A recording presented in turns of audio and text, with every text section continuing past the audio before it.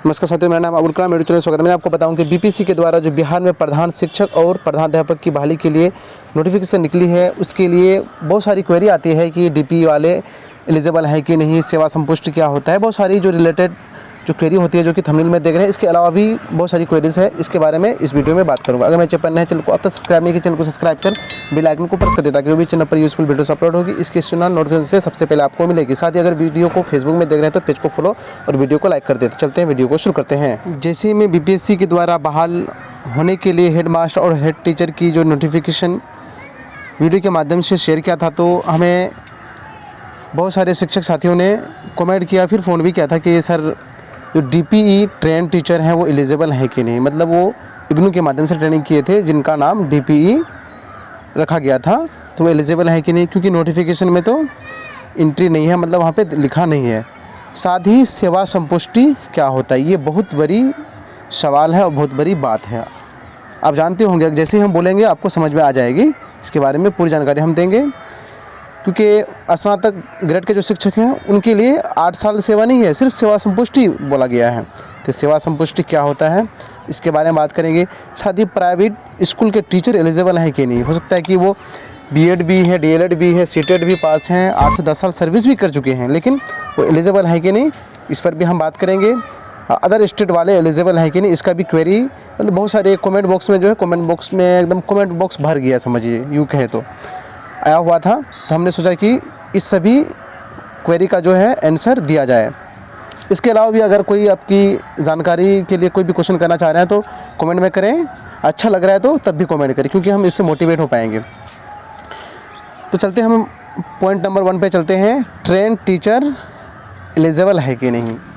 तो जैसा कि नोटिफिकेशन में है, वहाँ पे डीपीई ट्रेन का जो है ऑप्शन अवेलेबल नहीं है, तो फिलहाल वर्तमान नोटिफिकेशन के आधार पे तो एलिजिबल नहीं है, वो अप्लाई कर नहीं पाएंगे। लेकिन जहाँ तक संभावना है कि संशोधन होगा, संशोधन होने के बाद आप एलिजिबल होंगे। वर्तमान में अगर इसी के थ्रू अप्लाई हो रहा है, अगर वही संशोधन नहीं हुआ तो आप नहीं भर पाएंगे। और जैसा ही जो अपडेट आएगा फिर हम अपलोड करेंगे चैनल पर, इसलिए चैनल से जुड़ जाएँ। अब यहाँ पे प्राइवेट स्कूल टीचर, तो प्राइवेट स्कूल टीचर का जो इसमें कोई जिक्र नहीं किया गया है। जैसे ही हेडमास्टर की बहाली के लिए निकला था, उसमें दिया गया था कि 12 साल उसका सर्विस होना चाहिए, लेकिन हेड टीचर जो मिडिल और प्राइमरी स्कूल के प्रधान टीचर बनेंगे, उनके लिए जो है प्राइवेट स्कूल का कॉलम वहाँ पे है ही नहीं कि प्राइवेट स्कूल के टीचर का एक्सपीरियंस चाहिए या कुछ है, उसका कुछ है ही नहीं वहाँ पे। अब यहाँ पर अदर स्टेट वाले, तो अदर स्टेट वाले एलिजिबल नहीं है। वहाँ पर नोटिफिकेशन में दोबारा आप देख लें, वीडियो के डिस्क्रिप्शन में लिख दे दूँगा, मैं पूरी तरह से बताया हूँ कि एलिजिबिलिटी क्राइटेरिया में जो है, योग्यता में भारत का नागरिक और कहाँ का निवासी हो, बिहार का निवासी। अगर बिहार का निवासी अब हैं तो भर सकते हैं। अब सेवा संपुष्टि की बात करें तो सेवा संपुष्टि होता क्या है। देखिए, जैसे ही आप ज्वाइनिंग करते हैं उसके बाद क्या होता है, 4 महीना, 5 महीना या 6 महीने बाद आपके हेडमास्टर के द्वारा क्या होता है कि आपके वेतन हेतु नियोजन इकाई के माध्यम से प्रक्रिया स्टार्ट किया जाता है। लेकिन आपको कंसस रहना होता है, तो आप क्या करते हैं, नियोजन इकाई के पास जाते हैं। नियोजन इकाई डीपीओ साहब को एक लेटर बनाते हैं जिसमें डिमांड करते हैं। फर्स्ट टाइम जो अभी पेमेंट होता है तो नियोजन इकाई के माध्यम से ही होता है, तो आपका पेमेंट शुरू होता है।